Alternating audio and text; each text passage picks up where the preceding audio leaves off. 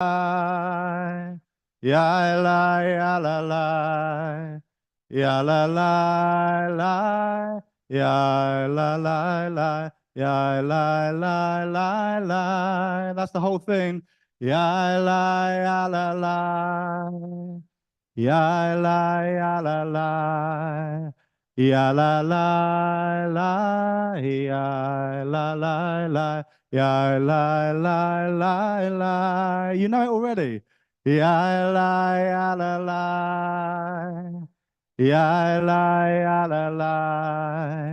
ya la la la, ya la la, ya la la la, ya la la. Ya la ya la la, ya la la la la, ya la la. Beautiful, like a choir of angels here, Sharon. So Sharon Megdal is the director of the Water Resources Research Centre at the U of A. And really, we owe you a great debt of gratitude for connecting us with Alon. His presence here would not be possible without your connection. So thank you very much, Sharon, and over to you. Well, thank you, and good evening, everybody. And I know many of you, and I'm really delighted that we were able to schedule this. Alon Tal is a friend. He's a colleague. He's somebody I admire a lot. And we've conspired to do a few things here and there through conferences and meetings and so forth.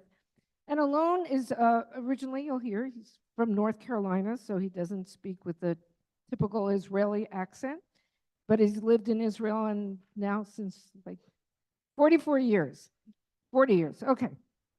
And I don't have a script for my introduction because I wanted to do a personal introduction here.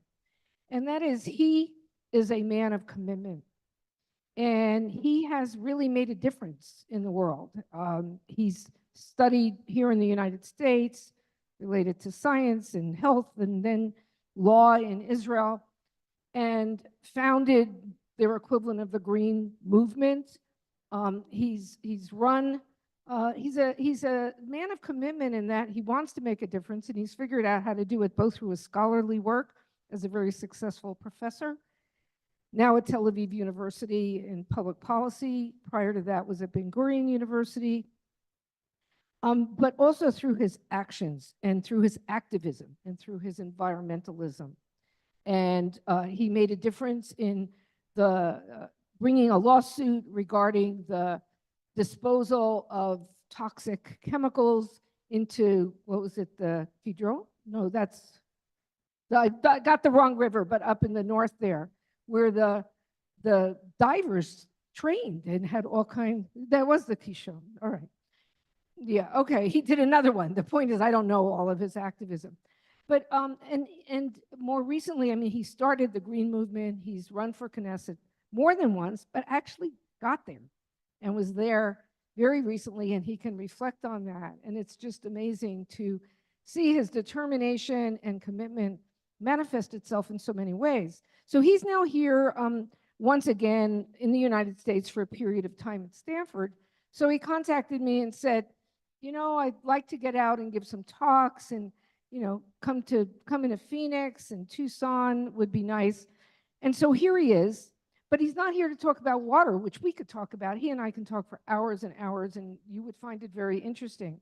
But he really wants to come and talk about what's going on in Israel now and some of the pressures and challenges from his many different perspectives. So very glad that we were able to work out him being here. Earlier today, he gave a talk at Hillel at noon, gave Judaic Studies Center sponsored talk at 4 at the JCC, and the Israel Center, Abby Cook, co-sponsored this, so we're very glad to have that. And so with that, I'm going to turn it over to Alon, and then we'll come back for questions at the end.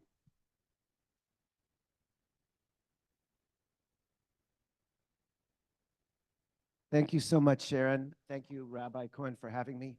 I'm grateful for you all for coming out tonight, but I'm particularly delighted to welcome Paula Bressler, the mother of two dear friends, a woman who hosted me when I was a knee-high to a tadpole growing up in North Carolina. Her house was always a very welcome place. I think there were periods when I spent more time in her house than in my own house when I was 7, 8, 9 years old. And I haven't seen her in 50 years, and it's really wonderful to see you and wish you many years of good health. Thank you for honoring me with your presence. I think we have to start by talking about Tu B'Shvat, and then we'll sort of segue into the charged and complicated world of the Middle East and Gaza. As you may know, the Mishnah says that we have, the Jewish people's, our calendar is filled actually with 4 different New Years. There's the, okay, sure. Sure. So we have on our calendar 4 different New Years. There's the New Year for Kings and Festivals in Nisan, and the New Years of Tithing for Cattle in Elul. In Tishrei, we look at the counting of years. But of course, in Shvat, the month of Shvat, which just began, we have the New Year for the trees. And if you read the Mishnah, it has a debate between 2 rabbinical camps. You've probably heard there's the Shammai camp and the Hillel camp. The Shammai camp said the New Year for the trees should start on the 1st of Shvat. And Hillel said, well, actually, no, it should be on the 15th of Shvat. Now, if you didn't know much better, you might think this is just yet another of these hair-splitting Talmudic debates by people who are somewhat, you could say, meticulous or obsessive about detail. But in fact, there might be something very profound upon this debate. Because it's often said that if you want to understand Torah, you have to know Israel's geography. The land of Israel is indeed the best Rashi we have to understand Scripture and the Talmud and the like. So let's think a bit about Israel. What is Tu B'Shvat? It's the birthday of the trees. It's actually the time when we start planting trees. And according to their understanding then, we've kind of adjusted it slightly. For a period of time, I was chair of the committee that oversaw forestry in Israel, so I'm familiar with it. But basically, the idea is in the middle of the rainy season. Israel's a Mediterranean climate. 6 months of the year, it rains starting in Sukkot, and then it stops raining just around Pesach. And that's, you want to find the middle of the rainy season, and that's when you're going to plant, so the lands will be full and saturated with water, but there'll be enough water to coax along the young saplings. So that's the question. When is the middle of the rainy season? And if you live in Israel, you probably noticed that every year around October and November, there are massive floods around the Tel Aviv coastal area. That's when the Ayalon highway is flooded, for those of you who've been to Israel, you know, and you can't get through. And then as the rainy season proceeds, the rains become stronger and stronger in Jerusalem on the eastern side of the country. So, in fact, when we look at these 2 rival rabbinic camps, Shammai and Hillel, Shammai's academy was based in Ramla near the coastal area. So for them, the rainy season came earlier. Okay, so naturally they thought the 1st of Shvat, as opposed to Hillel up in the hills of Jerusalem, he was the 15th of Shvat, Tetvav Tu B'Shvat, because for him, that was the middle of the rainy season. The question actually is, where is the spiritual epicenter of the Jewish people? Is it in Tel Aviv, where we have partying all night long, a city without a break, or is it the more somber and spiritual Jerusalem? And that debate continues to rage to this day.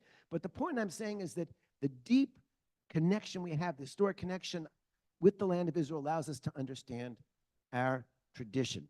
Now, Rabbi Cohen alluded to a very famous story, a midrash that I think every school child in Israel learns, but I want to kind of spend a few minutes because it's connected to what I want to talk about with regard to the war in Gaza and what we're learning from it. And that's the story of Honi HaMa'agel, Honi the circle maker. Now, Honi the Ma'agel was a somewhat eccentric rabbi, what we call a Tanah, from 2,000 years ago, sort of a bohemian type. And how do you get this peculiar name of being a circle maker? There was a drought in Israel, and Honi got pissed off, and he drew a circle in the sand, and he stepped in there, and he said to God, I'm not moving from here until you start the rains.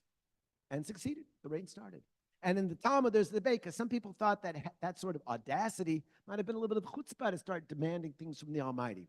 But the editors of the Talmud reckon that maybe Honi had a special relationship with his creator, and they kind of let it go, and we get the story of that. But the real story for Tu B'Shvat is the story, of course, where he meets somebody, a man on the road, and says, what are you doing? And the man says, I'm planting a carob tree. And then he says somewhat cynically, wow, really? I mean, when is this tree going to give fruit? And he says, in 70 years. Why would you be planting it? You're not going to see the fruit grow. And the man says, of course, just as I was born into a land where there were carob trees, so I plant trees for future generations. And then the story goes on that Honey sits down, has something to eat, and then he becomes a sort of Jewish Rip Van Winkle, falls into a deep sleep, wakes up, sees somebody picking carobs from the tree and says, "Are you the guy who planted the tree?" And he said, "No, I'm his son's son." 70 years had transpired. And the message is clear. The message is that when you are an indigenous people, you are connected to your land, and you think about future generations in a very serious way, and you are committed to passing on the trees as they receive. Now, a word or two about myself. Sharon mentioned I grew up in the United States, in North Carolina, fairly Zionist family, and fairly environmentally committed family. And as I started to become more aware of environmental issues, I watched a fair number of these sort of documentaries, which tell the story sometimes about so-called primitive communities, indigenous tribes, say in the Amazon, who are so committed to preserving their forests, they'll stand in front of the bulldozers and stop them from tearing down the forest. Or entire villages in India that sit in a valley and some sort of act of civil disobedience so they won't flood this valley that, as they're called, the home. And you say, where do these people get the temerity? Where do they get the chutzpah to stand up to this thing? And the answer is a sense of place. And for me, the Zionist impulse that drove me to move to Israel is associated with that sense of place.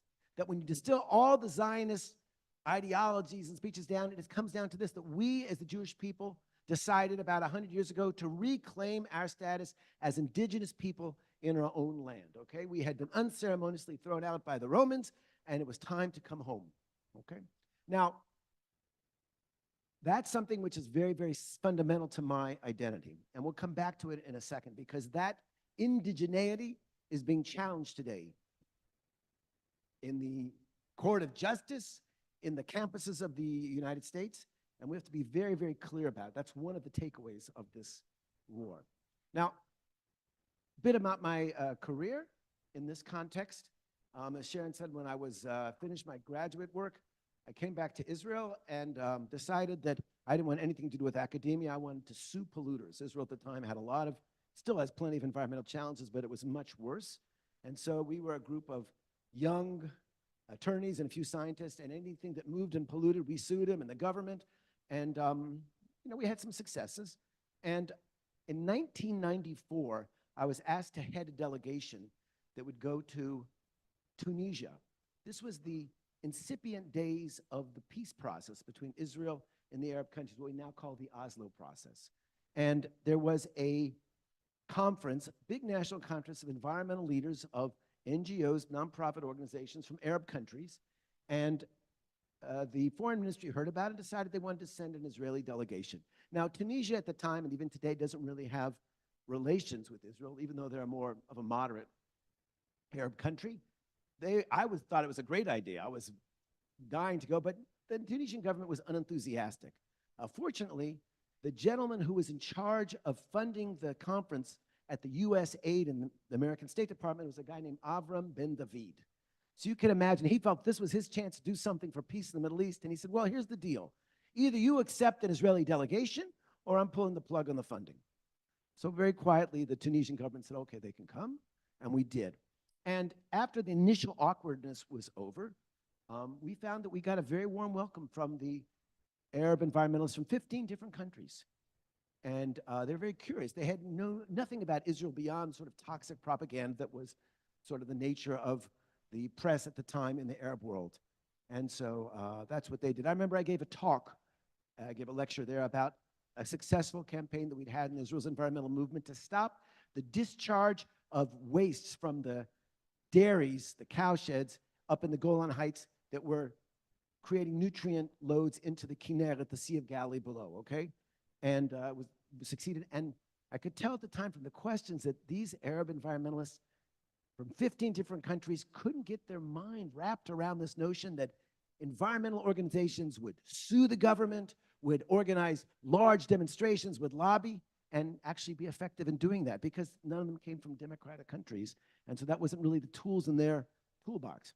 My takeaway from it all was that I shared a lot of values with these people, but when I looked at the level of environmental literacy, there was no place at that time in any of these countries where you could study environmental studies as I understood it to be, having just finished a doctorate at Harvard on environmental policy and science, and said, we have to create a regional opportunity. So 2 years later, 1996, I established a institute. I was living on a kibbutz down in the Arava called the Arava Institute, which offered a graduate program or advanced program for environmentalists from Israel, Jordan, the Palestinians, Egyptians, people who had already started signing peace agreements with Israel.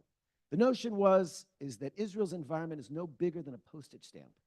And so we really need to work together to solve these transboundary problems. Israel's water pollution won't be solved until the Palestinians treat their water, and we have to work with the Jordanians, or our biodiversity will never rebound. Air pollution in the West Bank is never going to get better until Israel regulates its mobile source fleet. We have a lot of work to do together. And we found when the students came together, there was this remarkable chemistry that actually, once they started to talk to each other, and after classes they talked a lot, they found that they all loved nature. They all wanted their countries to go on more sustainable tracks. They all wanted to live peacefully in the Middle East. And it was this remarkable experience, because we kind of were in the realm of the unknown, and all of a sudden, Arab students became very integrated into the kibbutz community. They had adopted families. They performed in the Purim spiel. They volunteered to help kasher the kitchen in Pesach, which was crazy, and it was this very, very neat experience. I tell you all this because basically for 30 years now I've been involved in initiatives to work together with Arab partners from the region on our common environmental challenges. And that's why October 7th was such a traumatic moment for me. I mean, we all knew that Hamas had an extremist ideology. We all were familiar with its intentions. I think it's Section 7 of their covenants, which specifically states, they wax poetic about it, the rocks and the trees beckon and say, "Oh Muslim, oh Abdullah, come see, there's a Jew hiding behind me, come and kill him," okay? In other words, it wasn't even just an anti-Israel message, it's an anti-Semitic, very, very barbaric ideology. So we knew that existed, but we just sort of assumed that over the years, Hamas became more pragmatic. Obviously, they have to start fixing potholes and roads and get up a health system and educational system, and at some point, they're going to have to put aside, and maybe that kind of rhetoric is a lip service to a extremist wing of the Islamic community, but in fact, we can do business with them. How wrong we were, okay? And we all know what happened, that not only was the Israeli army and intelligence surprised, but the peace community as well, when they came in and slaughtered 1,300 people in one day, a music and dance festival that was going all night, 3,000 people, 300 of them were killed. The women were brutally raped and abused before they were. Families faced horrible situations where children were shot before their parents, and we have the videos of the Hamas terrorists arguing over who gets to do the beheading. I mean, these are things that, and the worst thing about it to me was the way they broadcast so gleefully this back on their cell phones. Look how we're doing. It turns out they all were high on amphetamines that were given so that reduces their inhibitions, increases their aggression. This was a well-planned and horrible, horrible event. Of course, the deadliest day in Jewish history since the Holocaust, and certainly the worst day in Israel's history.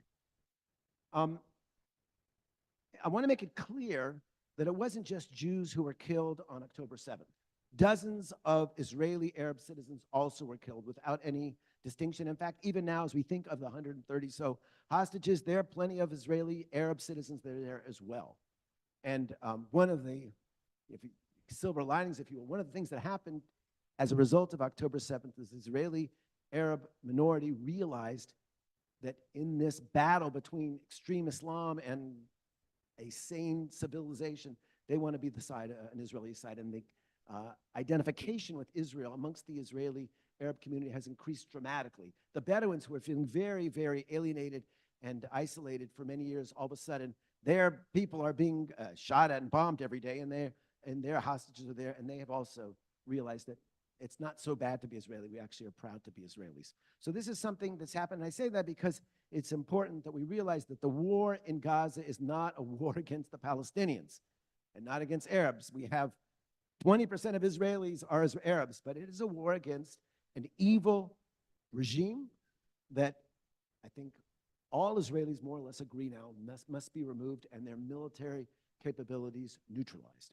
Now, that's more or less stuff you guys already know. I want to talk, though, a little bit about the future, okay? Because we have had 3 months to gather ourselves, mourn our dead, and I think I would be remiss if I didn't announce that, remind us that 2 days ago, we had the worst day since the invasion. 21 Israeli soldiers died, each one of them a flower. And I've spent the first several, sorry, can you not hear? Yeah, sorry, my mistake. So when the war first broke out, the Knesset had a shortage of people that they could send to funerals because so many people were being killed, and many Knesset members didn't feel comfortable going because they were unpopular politically if they were from the coalition. Anyway, we were all drafted, the former members of Knesset, as reservists to go out, and I went to a lot of funerals and a lot of shiva calls, more than I have done in my whole life. And one of the things that drives me crazy when you hear those voices that say, oh, it never actually happened, and you think, really? I was there watching the people being buried in their funerals. It happened, okay? So what are we going to do, though? And do we have any basis for hope? Because we all talk about Sharon Megdal is one of the world experts on water scarcity and Middle Eastern water scarcity, but maybe the scarcest resource in the Middle East over the last 3 months has been hope. So I'd like to leave you with my optimistic perspective in the long term. You can't really be an environmentalist unless you wake up every morning with a sort of irrational sense that things are going to be better. And I think that there are real reasons to think they can be better. So I want to talk about 3 things which are important as we look forward that could really change the dynamics of our region and bring us to a more peaceful and harmonious dynamic and relationship with the Palestinians. The first one involves the notion that the Middle East is a different place than it ever was in Israel's wars because of the presence of moderate countries. I'll elaborate around each one. The second one is that the Palestinians, who have a long history, so-called, of missing opportunities never miss an opportunity to miss an opportunity, and made a lot of bad decisions and rejected a lot of very generous deals in terms of a long-term diplomatic solution. Maybe there's a basis for believing they could be more pragmatic after the incredible losses and tragedy which they face in Gaza. And the third one is what I do for a living, the ecological imperative. The fact that we in the Middle East face environmental problems which are so serious that we can't even begin to think about a future unless we start working together to solve our common ecological challenges. So I'll say a word about all those 3, and then we'll open it up to discussion, and hopefully I'll be sufficiently provocative to elicit some kind of discussion. The truth is, that although there was a long history of Arab rejectionism, the so-called no's that came in the summer of 1967 from Khartoum. There was the 3 no's: no to negotiations with Israel, no recognition of Israeli sovereignty, no.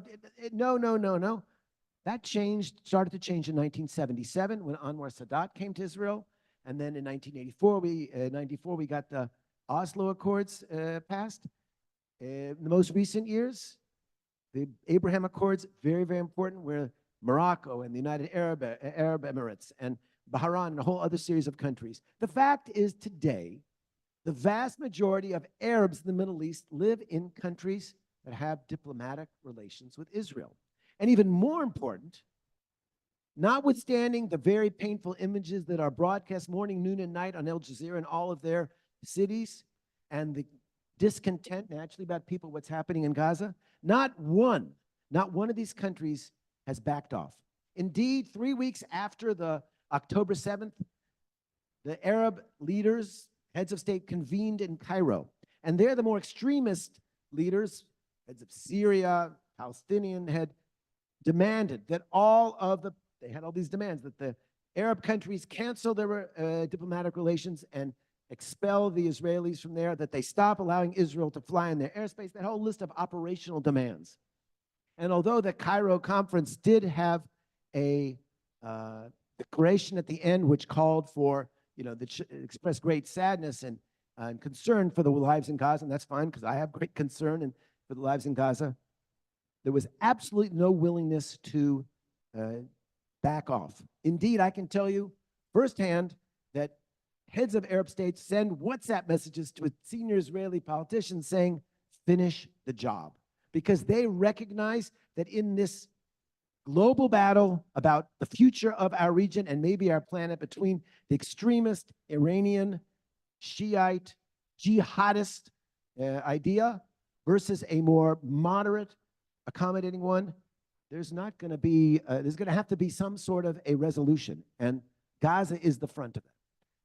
So knowing that we have these countries who are our friends, or at least working with Israel, is a big difference. For the first time, the majority of Arab countries recognize that there could be a Jewish presence in a small sliver of the Middle East, and that's a basis for hope, okay? Second reason why I'm optimistic is because I believe that the Palestinians, although if you look at the polls that are happening in the West Bank, it's not particularly encouraging. Hamas appears to be more popular in the West Bank now than they are in Gaza. But I think when the dust settles and they see the extent of the destruction and the implications of trying to take Israel out and wipe us off the map, when that was the goal in October 7th, they're going to realize that that might not be the most prudent path forward, and there is another way, because they have this alternative model. And I believe that when we seriously talk about demilitarization, I learned from Sharon that now that Dennis Ross is plugging it, so it's not just Alon Tal, there's actually a serious diplomat talking about this. This notion that Palestinians can do every single thing about their lives, except they don't have military capabilities, that we in Israel don't want to take away their freedoms. Nobody in Israel, or a teeny minority maybe, want to run Palestinian lives. The vast majority, over 90%, do not want to tell the Palestinians how to live. We just don't want to be unsafe. But if we can do what was the norm in Japan from 1945 till 1952, and then it was the Treaty of San Francisco was extended, or in Germany, 1945 to 1955, demilitarization, this turned out to be an economic boom for these countries. They could put their money into their auto industries and all these other things. Maybe the Palestinians will say that's maybe a better way forward than taking the billions of dollars which Gaza received over the last 15, 20 years and turning it into a killing machine. You know, I found this WhatsApp message. There's 250 miles of train tracks in the London Underground. Hamas made twice that amount of underground tunnels in there. And if what they had done with that kind of infrastructure, they could have made a Riviera if they weren't so obsessed with killing Israel and killing the Jews. So I hope that the Palestinians will be more conciliatory, open to these kind of offers. And finally, like I said, we have serious environmental challenges. I know it's hot here in Tucson now in the summers. It's getting hotter. But what was it, 110 here at your peak this summer? I think if I looked it up correctly. The heat index in the Middle East and the Gulf countries, 152 this past summer, okay? We're talking about a level of discomfort which makes it dangerous to go outside your house. And sea levels rising in the Mediterranean on the Israeli coast, 3 times higher than else. The Middle East is a hot spot of climate change, okay? And we have a crisis of biodiversity, which I'm very happy to talk about, and water problems more than you can imagine. Jordan used to be the most water scarce country in the world, maybe the second most, and then they took in 2 million Syrians. And then there are, so we have to work on these things, and we can't do it alone. There's just, Israel really is no bigger than a postage stamp. I want to bring this back to how I started about this notion of indigeneity.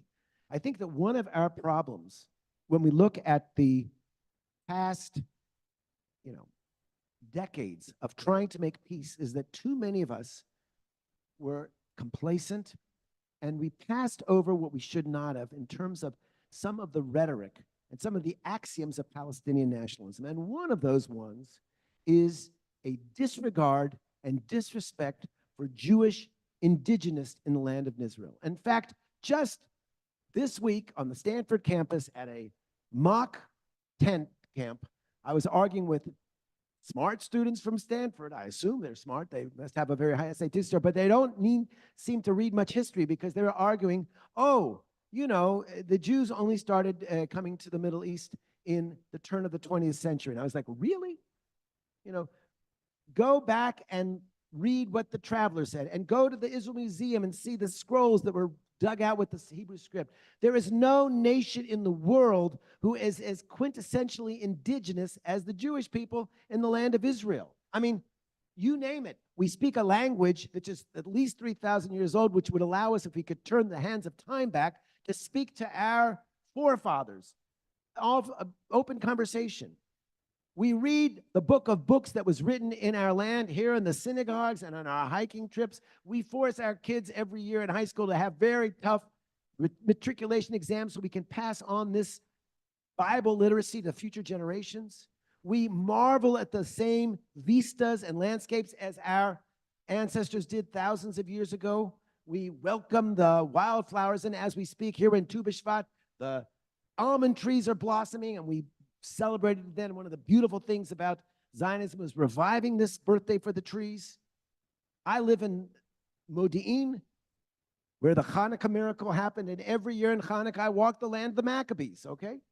So this notion that they can deny our history, this is something we have to stand up and say, no, that's just not true. Because once you repeat these lies enough, they become truth. And once it appears on TikTok enough times, an entire generation believes it to be so. And I want to say that I just received yesterday a PowerPoint from the American Jewish Committee. A senior member there sent me. They did a big Harris poll, and it was very encouraging on the whole. I mean, 80% of Americans identify with Israel. More than 80% think Israel is justified, wants to throw out the Hamas.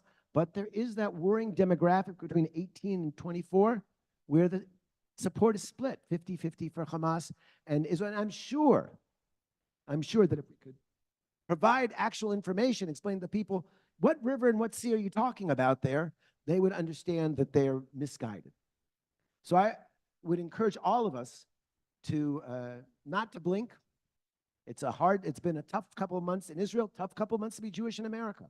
A lot of anti-Semitism is bad, but this is the time to stand up. And I want to say that although the day after October 7th, a tent popped up as if it had almost been planned in advance, a mock refugee camp of Palestinian advocates.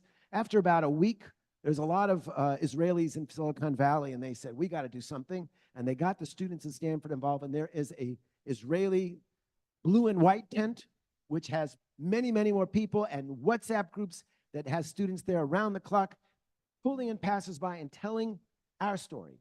And I'm very happy to have that debate.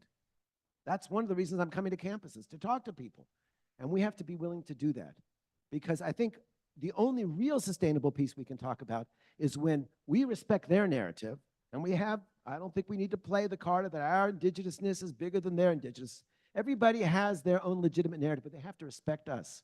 And until the Palestinians accept the fact that there's going to be a Jewish state of Israel and that they're going to have to share the land and give up a big chunk of their aspiration, because we're not going anywhere, then we can move closer to the kind of resolution. So I see there's already questions, and that's great. So thank you very much, and let's get the conversation going. Okay, so you have that. All right, so we're going to take questions. We'll start with some here. I think that's what we'll do. I'm just using this before I go up there. So we'll go up there and we'll take some questions, and then we'll see if some come in from the Zoom. I know from running Zoom meetings, it usually takes a little bit of getting people to go. So who would like to go first? And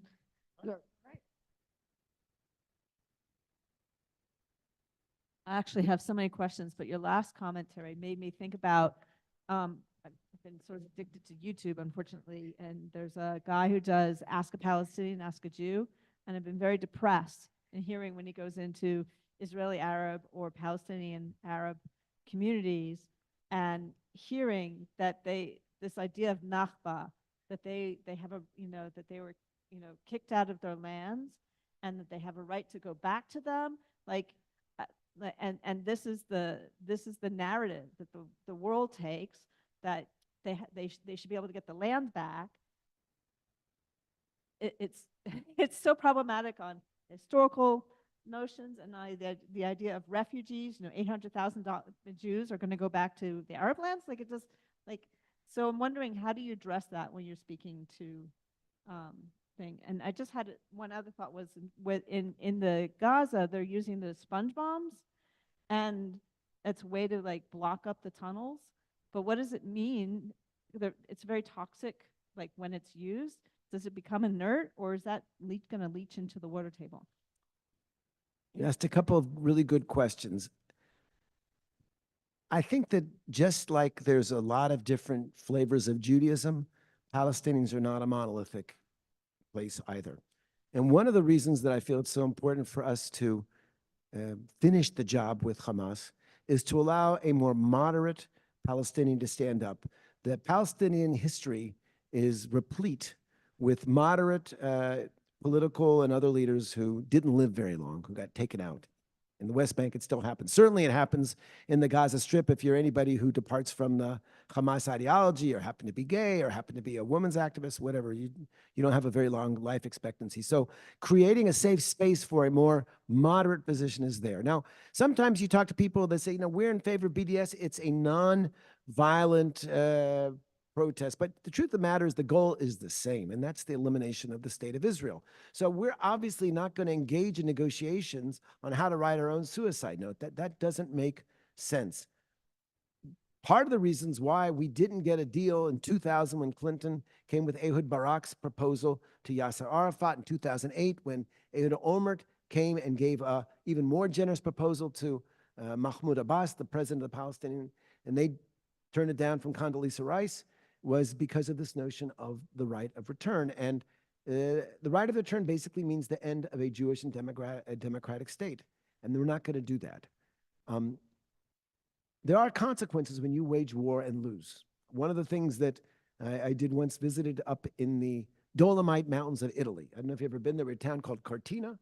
And you go to Cortina, and there was a holiday. Everybody's wearing lederhosen. They all talk in German. I looked for pasta. All I could get was Wiener Schnitzel. What happened was the Austria-Hungarian army war lost World War I, and that land went over to Italy. These people still have their cultural affiliations, but the border is kind of set. So that ship sailed when the 1948 happened, and 5 or 6, if you count Saudi Arabia, joining Arab countries attacked Israel, and the Palestinians refused to accept any kind of a compromise situation. I'm all in favor of the law of return in the Palestinian state that might open one day in the West Bank and Gaza, okay? And let's remember that Jordan is a predominantly Palestinian country. I mean, the children of Palestinian refugees who weren't perpetuated as their victimhood through the UNRWA are proud Jordanian citizens who have no intention of returning anywhere. But we're not going to let that happen. So I think that they're going to have to make a decision. Do you want to maintain a very, very dogmatic position and doom your people to another 50 years of this tragic standoff, or maybe move forward? With regard to the sponge bombs, I'm not familiar with that particular technology. I can say that at least what was reported in the Wall Street Journal, and nobody denied it, Israel began checking out the idea of flooding the tunnels. But when it became clear that it might cause irreversible damage to the groundwater, and the military legal analysts said that's a violation of international law, we stopped. Because Israel, despite what South Africa would have you think, really does respect international law. And soldiers die because of it every day, because we don't bring down buildings automatically and try to do things more surgically so we can spare lives. Anyway, that's Right. that response. Okay, behind you, Rabbi. Um, No, I will when, he asked me if I want to chime in. I'll chime in if I want to chime in. Okay. You talk about hopefully there are some moderate Palestinians and Arabs to deal with. Doesn't Israel have to find their moderate spot? Netanyahu's not a moderate spot. The Knesset, what we hear here is that all sorts of crazy stuff about not letting Arabs back into Gaza, about totally taking over the West Bank, about all sorts of crazy stuff. And we hear a lot of that in our country too these days. But doesn't Israel somehow have to find their moderate place? I don't know if there's going to be another election, what would happen, but the government that's there is not really on the same page as you, I don't think. Oh, that's correct. I'm a member of a party which today would be the largest party by far. In other words, the Blue and White, which is a centrist, I think a very moderate and reasonable party with wonderful politicians, would get 37 votes, and Likud with Netanyahu would get 16. So that's a sign of how the October 7th events totally shifted a political map which had been locked for 5 elections, basically 50-50. I mean, the only reason why this very, very, I think, unfortunate right-wing extremist government came about was not because the votes were any different, but just because the left side of the political map couldn't get their act together. So 2 political parties, Meretz and the Labor Party, didn't merge, and the Arabs fought amongst themselves, and so 2 parties didn't cross the threshold, and tens or 100,000s of votes were lost, and therefore the balance of power shifted. But even without that, today we would see that this present coalition would get a fraction of its present support. So from my political perspective, yes, you're right. Israel needs to bring a much more moderate position, one which actually, when I talked to Minister Gantz, he's now a minister or whatever, when I talked to Benny before I came here, I said, I'm going to be talking to groups. He said, well, you know, you can tell them that Netanyahu wants to get rid of Hamas so he can continue to do nothing in the area, and I want to get rid of Hamas so I can start moving forward towards peace. So there you have it. So if you're going to vote in Israel, vote for us. But otherwise, I think there's a reason to hope that the politics is moving. Right in the back, and then we'll see if there are any coming in online yet. Nothing online right now. Nothing yet, okay. 2 things I'd like you to comment on if you can, and it's just a question I have. The issue on college campuses, where I think a good part of it has to do with the fact that they are so remote and disconnected from the Holocaust. And I think it might be productive if they understood that there were, out of the 250,000 survivors that are still alive, 100,000 of them are in Israel. And Israel, putting it simply, protects the future of them being alive. And I think that's missing on the college campuses. They're too remote from the Holocaust. And then the second question I have is, which makes me just a little bit optimistic, is that during this whole process, the Israeli economy is contracted by only, well, from what I read, only 2%, while Jordan, Syria, and Egypt's economy are getting decimated as a result of what's going on, which I think at some point in time they'll figure out maybe we ought to fix that because of what we're doing. Okay, one thing I want to say is that each campus that I've talked to people about is a different story. So I'm proud to report today I was talking to Jewish students at the Hillel and here at the University of Arizona. And unlike Columbia or Berkeley or even Harvard, they do not report any significant presence of anti-Semitism. There were students there who wear a kippah on their head all the time. One of them has an Israeli flag that he wears proudly on his backpack and says only responses he's gotten people saying, I'm with Israel, standing with Israel, so whatever. So first of all, good on the students of University of Arizona who don't seem to be blinking here, but I think we're all very fortunate that this particular campus seems to be one which is sane, reasonable, and I don't mind there being a Palestinian presence and having Palestinian advocacy. I'm a big believer in free speech, and the Palestinians have a position, and it's fine. But the way that it's morphed into it, and I think that the problem in the universities, which is more systemic across campuses, is the fact that the social sciences has adopted certain paradigms with regard to settler colonialism and victims, which may or may not be appropriate for Africa or places like that, but make absolutely no sense in the Middle East, or certainly not in the case of Israel. I mean, my great-great-grandfather is buried in Sfat. He spent 30 years there as the chief dayan in 1870. How many people in America can point to where their heritage is? Does that make me a colonialist? And one of the things that just bothers me the worst about it is if you talk to these kind of academics, you know, professors of sociology, even political science, and they'll say, well, yeah, nationalism is fine unless it's Jewish. And so this implicit anti-Semitism, I think we have to call it out in academia, and I think we've been far too complacent to do that. And one of the things that came out of this Harris poll was the dissatisfaction and the fact that President Gay at Harvard had to resign. I think that's probably good. And that's a message that, yeah, lines have been crossed. And, you know, there's this whole aspect of university which involves diversity and equity and inclusion, DEI. And it's supposed to create safe spaces on campus. for everybody except for Jews. And it doesn't make sense to me. Here we are. Jews are 1.8% of the American population. 60% of the hate crimes, that's not ADL data, that's FBI data, are against Jews. I mean, a normal university president should be putting a bodyguard by every Jewish institution, every Jewish student with that kind of a dynamic. But somehow or other, we don't rank. So I think I can tell you that at Stanford, students are standing up, and it's heartwarming to see the way they are doing that. And I think I'm starting to see that we're all a little bit shocked at the beginning of the anti-Semitism, but we have amazing young people, and I believe they will meet the challenge. And the other thing that's kind of cool is the way that the Israeli students and the Jewish students who didn't know each other now are working together and find they have everything in common. And that is something which is very good, because Israelis haven't always been as integrated into the American Jewish community when they come here as they should. With regard to about the Holocaust, yeah, but I don't think it's only about the Holocaust. I think the point is that we've been in the land of Israel long before then. And the Holocaust is maybe an extreme example of what happens in a world without a Jewish state. But there's other reasons. The second issue that you raised was, remind me, sir? The economy.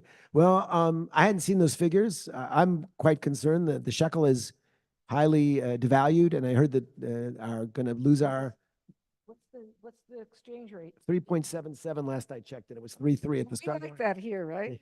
It'd be more. We used to be went up to 4, so it's gone down a little bit. But yeah, I mean, it's really hard to run an economy when you have 300,000 reserved from the most productive sector of the country. So part of the reason that Israel started to downsize the presence of reserve soldiers is because the Americans pushed, I think correctly, that it was time to reduce the intensity of the war. And also because we had to get back to work to produce the things we need to pay for this expensive military challenge. Well, let me I've go over to got this some side. online Okay. questions, by Oh, the way. sorry, we do have online. Go ahead. Is that, yeah, thank. So this is from Laura. My name's Laura, and I took an environmental class from you Oh my, hi Laura. in Ben Gurion University, 1992. Oh my. So she says, I'm very concerned, as mentioned, about the narrative have been over the last few decades. So how can we get the indigenous Jewish narrative out there? Secondly, how do you make peace with people who want to wipe you off the map? Thirdly, can Israel get rid of UNRWA and replace it with something else? Wow, 3 good questions. So how do we? Yeah, and by the way, I will want to insert a few words Well, about now go ahead, go right indigeneity ahead. after you do the indigenous part. Well, maybe Sharon has a better response to that. I would say the part of our problem is I don't think we spoke the language, and now we have to raise the flag of indigeneity and realize that that is the currency by which our legitimacy as a Jewish state is being judged. And so bring out the evidence. I mean, it's not like you can't use the internet to show all the many archaeological sites in Israel which show a Jewish presence, and this notion that we go to Rome and show how we were exiled and we're just coming back. So I think there are things we could do better, and maybe our leaders have to speak on those terms better. But you raise a good question. Hopefully by the end of this college tour I'm doing, I'll be better able to give you a more thoughtful answer than that. The second question was, how do you make peace with people who want your destruction? You don't. And one of the lessons you learn is you can't ignore that. As we all hoped, I mean, 5 times Israel had these rounds with Gaza where we sort of we bombed them into submission. They are now deterred, but they weren't, and the monster got bigger and bigger and bigger until it could take a terrible toll. So I think that that's the lesson. And if the Palestinians continue to wield and put forward leadership that wants our destruction, then they're going to have Israeli soldiers in their face. We don't want to do that. I think nobody wants to be. Believe me, I spent 25 years doing reserves and 2 years as a paratrooper. I spent way too much time in Gaza and the West Bank. Nobody wants that for them and not for their children, but we will do what we have to do to protect ourselves. And the third and final question was, Rabbi, remind me? It was, can Israel get rid of UNRWA and replace it with something else? The United States can get rid of UNRWA. I mean, come on. Israel's not. UNRWA is the United Nations Refugee. What does the WA stand for? Basically, in 1948, when there were the mass leaving departure of the Palestinians, there's 2 different narratives around that. The Palestinians would claim that Israel threw them out. Israel says most of them left out of their own volition. Maybe the truth is in the middle. It doesn't really matter. But basically, there was a special UN agency designed to help Palestinian refugees. And that probably made sense in 1948. But 75 years have gone by, and what we see is the great tradition of institutions perpetuating themselves. UNRWA has an interest in doing that. And UNRWA in Gaza basically was a Hamas proxy. We know that because that's where they had inside UNRWA schools, they had weapons caches, and in the basements they had weapons factories. And we really have to realize that they're not doing themselves a favor, and certainly that all happened with taxpayers' money, not only American but world taxpayers' money, is something that causes. So yes, I'm very much in favor of closing down UNRWA as well. But I don't think Israel's political position allows them to do that. I think that's going to be some of the heavy lifting that the United States is going to have to lead. So I wanted to, before we call a question, just talk a little bit about this issue of indigenous and indigeneity, because I haven't heard people bring that up explicitly in the context of Israel. And I want to share with the group here, because you're mostly Arizonans or visiting Arizona and living here for a while, is that, Arizona is home to 22 federally recognized Native nations, 21 of whom have land areas, some large, some small. And I've been doing a lot of work, connecting with indigenous communities, and they've had to work very hard. Some are still working hard to settle their water rights. They have not all settled their water rights. Their water was stolen from them by the colonists and the people who came here. I mean, there is deep history there. And as I've gotten very friendly, close to, both personally and through my work with several leaders of indigenous communities, and I often think about the similarities of the Jews. I mean, we were forced out of our homes, our homelands at gunpoint. We were killed. They were killed. They were meant to march, to other places. But what's more common with them than those of us who live in the diaspora Jewish world is that they've gone back to their homelands. And so they have that, they talk about since time immemorial. They've been, working the lands, working the rivers and streams since time immemorial. And so we have that history, but we haven't gone back to the traditional lands and homelands. And I think that's a bit of a difference, that people don't make that connection. So I wanted to just, mention that. I wanted to also mention issues of ignorance. And ignorance can be just because you never learned something, right? You just don't know it because you never learned it. And so what people have to be open to is learning. And that's a lot of what's going on in the water community, and understanding how traditional practices merge with modern Western science and so forth to better the earth and our practices on the earth. And there's so much that people don't learn. And I'm going to share something here that I haven't shared publicly because it wasn't necessarily relevant, and it's not even relevant here. But a number of summers ago, my department, not my water center, but my department at the University of Arizona, this was during the pandemic, did kind of a pilot, you might call it one of those critical race theory things where, it was about people who were oppressors and prejudiced and all that. And they would talk, and I remember sitting there thinking, and there might have been one other, I know for sure one other Jewish person, and probably more.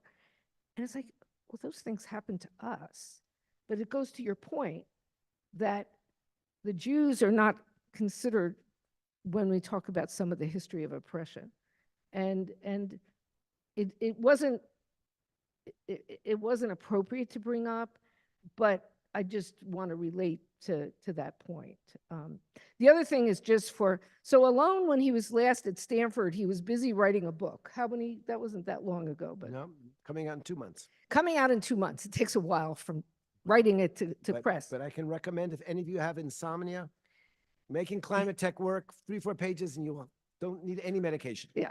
But I wasn't here to sell his book. What I wanted to say was, he told me this time, I'm paraphrasing, I feel kind of relaxed coming over here this time because I don't have the pressure that I got to write a book when I'm here.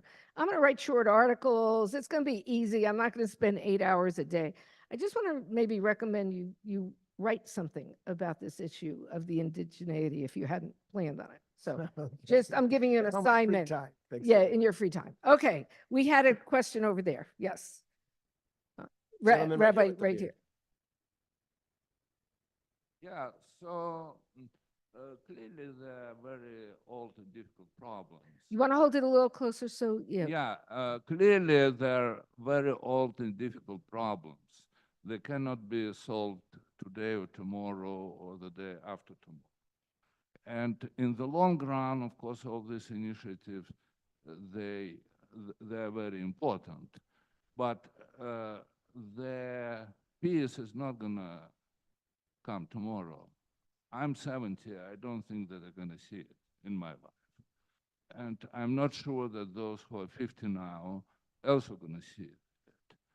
And the question is, what can be done, not in the long run, but at the moment? Let me give an example.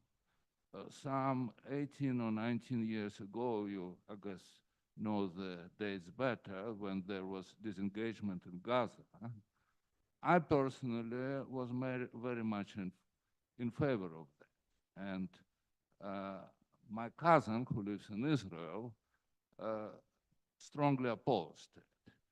After what happened in October, I started thinking maybe he was right. Maybe it was not time to kind of leave the place. And if Israeli forces were staying in Gaza, then Hamas would not be able to build all these tunnels. And October 7 would not happen, clearly.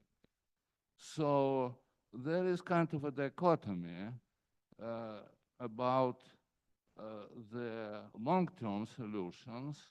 They're not going to come tomorrow. I had a collaborator and a very good friend who is Swiss, and he told me that the last war between cantons was in the end of 19th century. It took about 400 or 500 years. Yeah. My question is, what should be done now, not in the long run? That's a very Thanks good so much. And we got time for one more question after Yeah, this. I know we're 5 minutes to end time, and I also want to give Alon a chance if he has some So closing Wonderful. remarks. I think a question. But look, I think many Israelis are questioning the wisdom of previous assumptions. You know, I still believe that we're going to have to take chances for peace. I'm willing to raise my children with a horizon ahead of them, which has the dismal picture of living on their sword for the rest of their lives. But we have to be smart about it, and we can't ignore this. And for example, even how we're going to deal with Lebanon. We can't go back to the way it was. And I actually want to take this opportunity. We have local shlicha, an emissary from Israel, who is from the northern border. You want to introduce yourself for a second? And your partner? Yeah. Kibbutz Menara. Yeah, we probably need to get the microphone over to you so that it get picked up for Zoom, picked up by Hey Zoom. guys, so my name is Nitai. Yeah. Well, that is a nimble spiritual leader there. Hi, so my name is Nitai. I am Yuval husband. Yuval is here from the Jewish agency. She's a shlicha from Tucson community. To make it short, my family is from Kibbutz Manara, which is right on the border with Lebanon, and they've been evacuated from the first day of the war. And it's something that you last year in the US, which is the Lebanon border and all the kibbutzim, moshavim, and cities that close to the Lebanese border. And luckily they are safe, but yeah, my grandmother, she's 92 years old, and she's living in a hotel right now in Tiberias. So this is the situation we experience today.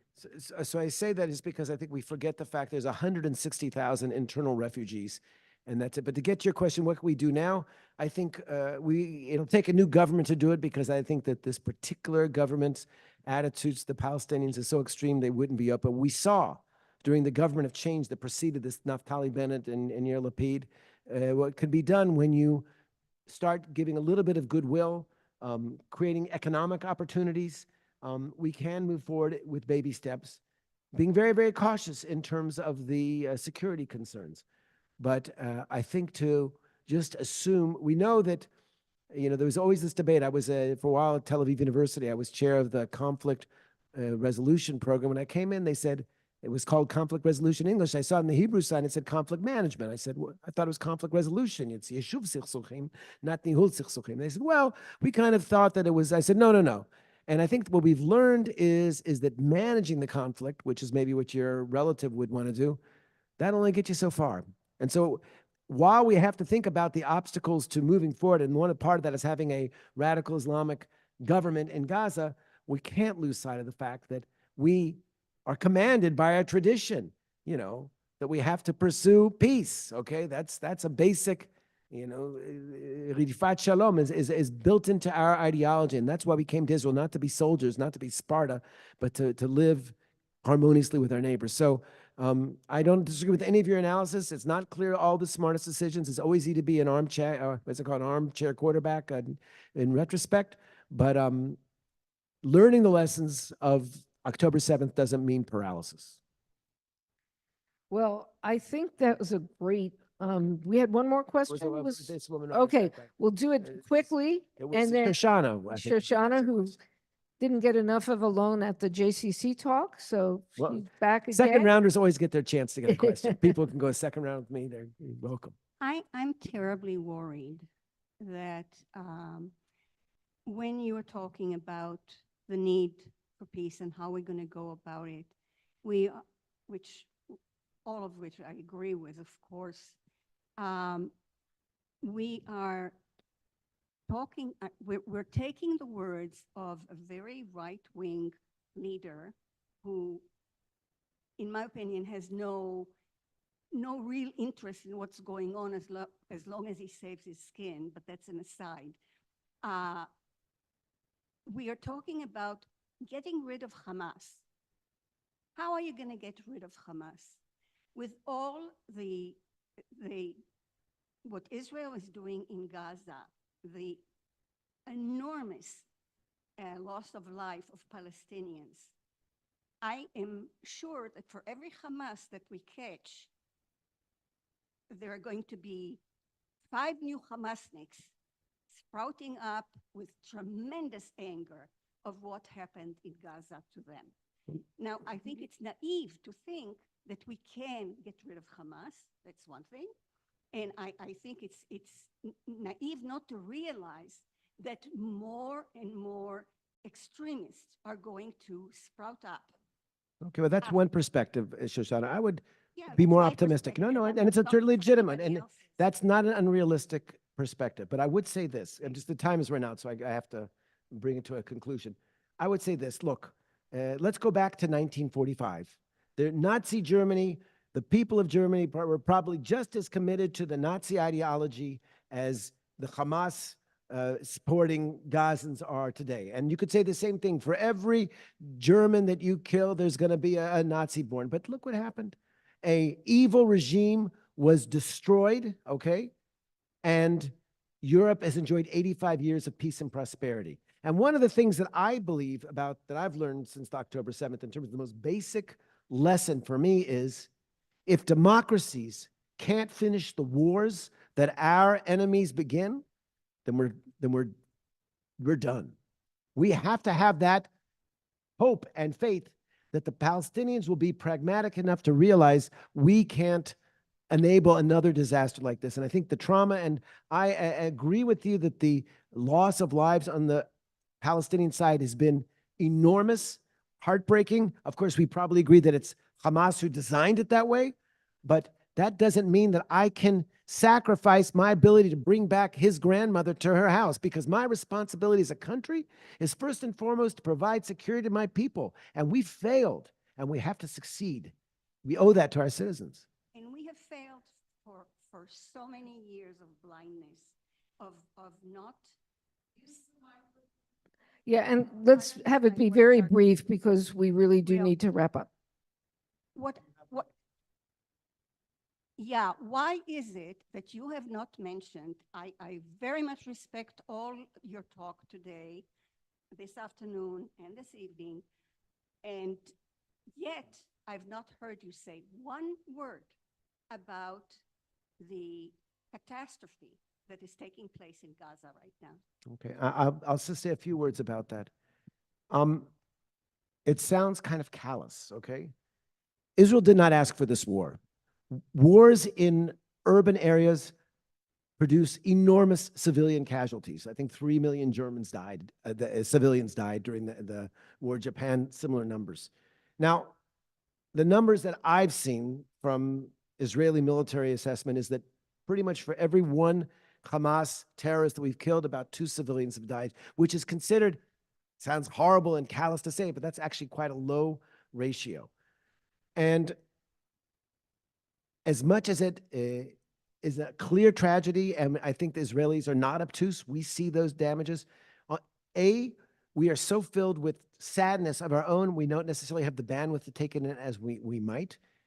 And we also, I think, realizes that if we're ever going to have some side of our resolution, we have to take this thing to its logical conclusion. So yes, there has been enormous loss, but to leave the Hamas in place so that they can continue to get stronger and throw, I mean, they've had tens of thousands of rockets. I'm unwilling to live in a country where I can't go to sleep at night because my house is going to be bombed by Hamas. And so if that means I have to do a war and there will be civilian casualties, so be it. I did not make that war. It's a hard thing to do, but we moved to a tough neighborhood. Maybe we could have moved to New Zealand and it would have been easier. But if we're in the Middle East and we want to have a Jewish state, and it's easy for some people to say, well, why don't you leave? But there are 10 million Israeli citizens that don't have two passports, and we owe them a future. And that means we have to see this through. That's my view. And I say that as somebody, as I said at the beginning, who spent a lot of time working on peace issues. But sometimes, you know, I'll finish with Idan Reichel, who's my favorite Israeli singer.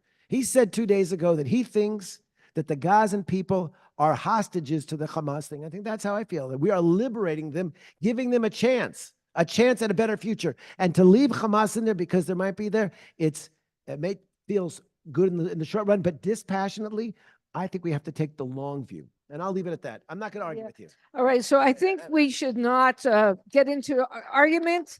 We should thank Alon. I really do think we should thank him for all of the time he spent with us in Tucson today, giving 3 talks in one day, and also being so forthright and honest. And just want to thank you. Thank you all for coming. Thanks you, so Rabbi. much. And thanks again to the Weintraub Israel Center for co-sponsoring the event. Erev Tov, everybody. Laila Tov. Tודה רבה.